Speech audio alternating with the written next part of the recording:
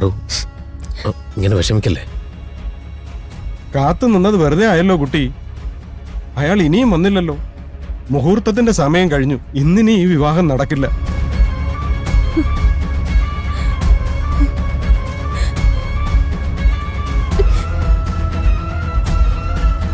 ഞാൻ ഇറങ്ങുകയാണ്.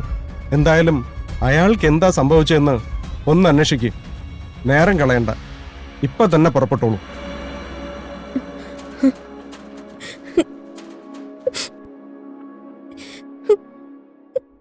പാറു,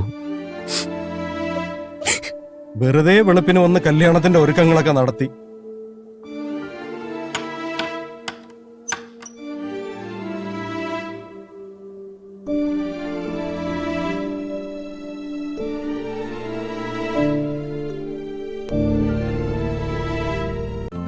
ഇന്ന് തന്നെ ഡൗൺലോഡ് ചെയ്യൂ.